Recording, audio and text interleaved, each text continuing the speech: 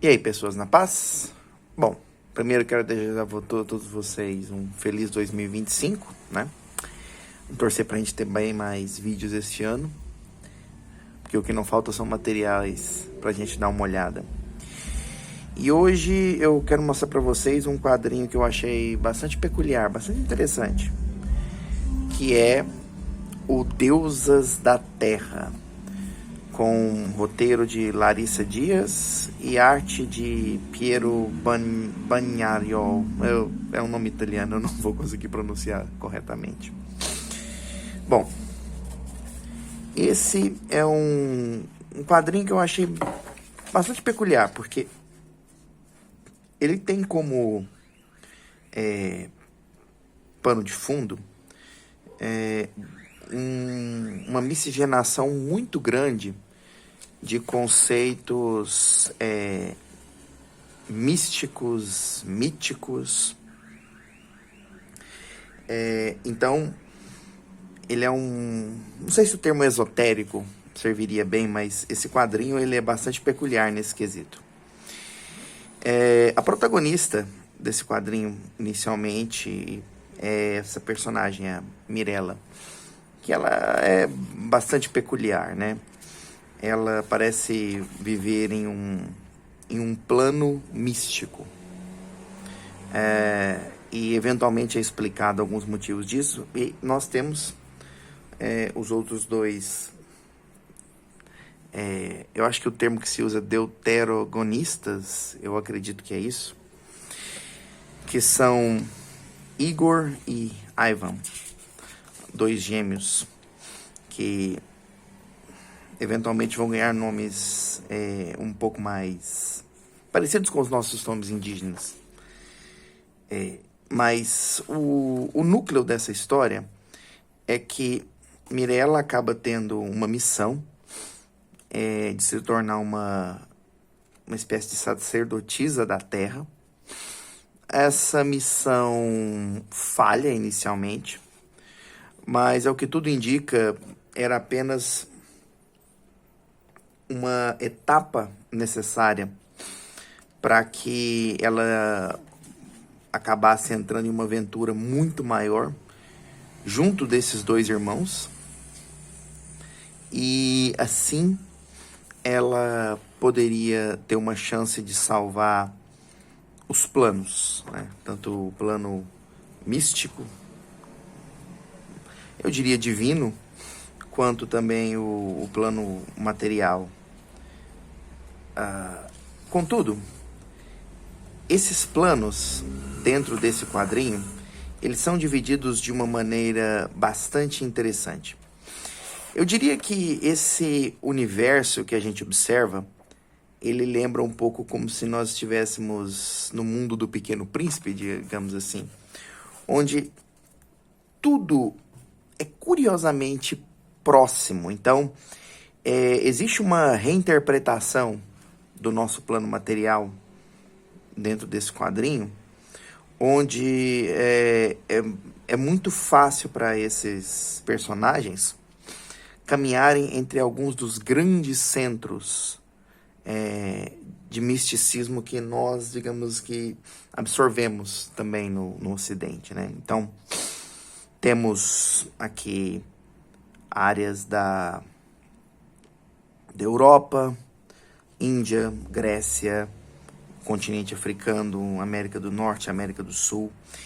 E à medida que esses personagens viajam para esses lugares, eles vão ter aventuras que são baseadas em alguns conceitos específicos da mitologia e do misticismo de cada uma dessas áreas.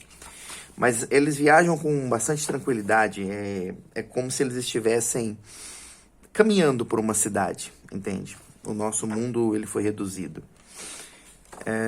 E eventualmente a gente vai descobrindo quais são as conexões que os três personagens têm um com os outros, como ela é muito profunda e como no final das contas eles vão ser absolutamente necessários, cada um à sua maneira, para garantir o equilíbrio entre esses dois planos.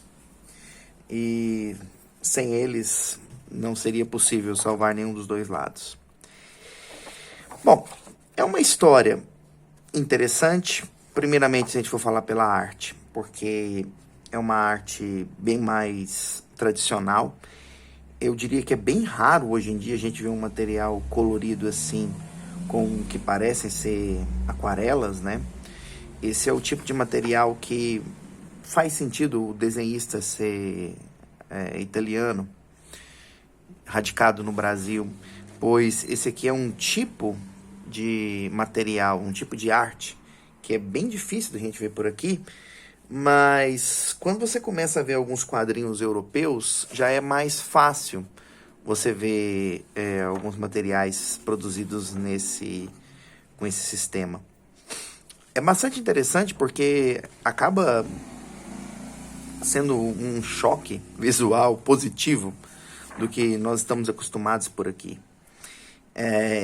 Dentro desse quadrinho existe uma quantidade enorme de referências visuais a diversos tipos de simbologias e eu diria alguns casos religiões, mas principalmente algumas que não são exatamente os padrões, né, aqui pro Ocidente. Então nós temos coisas ligadas aqui ao hinduísmo, à mitologia grega, nós temos coisas relacionadas à mitologia de populações indígenas da América do Norte, da América do Sul, e todas reinterpretadas para funcionar dentro do contexto da história.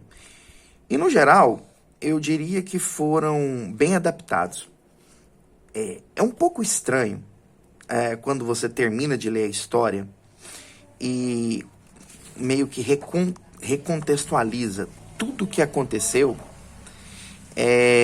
e você pensa que passaram-se apenas, acho que 123 ou 124 páginas desse quadrinho. Pois isso aqui provavelmente poderia facilmente ser, talvez, desenvolvido em uma espécie de série com 2 ou 3 volumes do mesmo tamanho desse.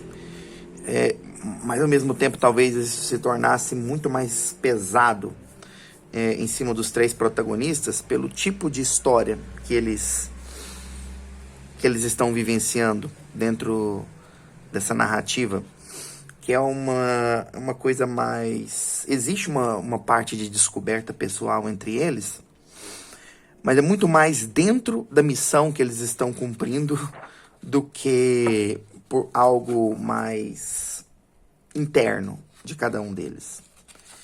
E talvez esse seja um ponto, não diria exatamente negativo, mas um ponto que talvez faltou para essa história.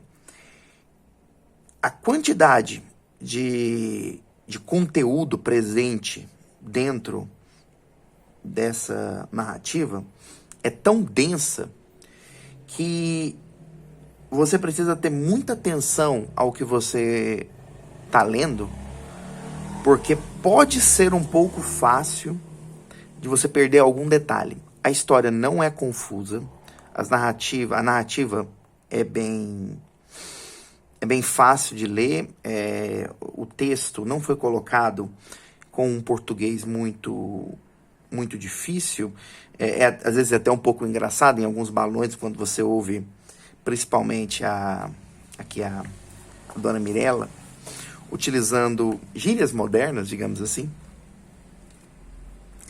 Mas, mesmo assim, tem uma carga complexa de eventos acontecendo. Embora nós temos 3 protagonistas, digamos assim, a Mirella sendo o centro principal de tudo, mas os outros 2 personagens, o Igor e o Ivan, tendo também uma participação considerável,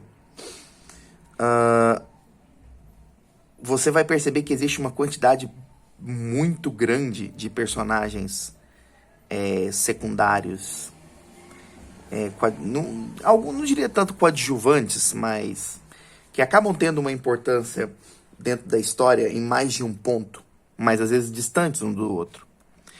Assim, é uma história com uma quantidade bastante grande de coisas para se notar, mas que vale a pena você perceber aonde cada uma delas se interconecta, porque inicialmente a história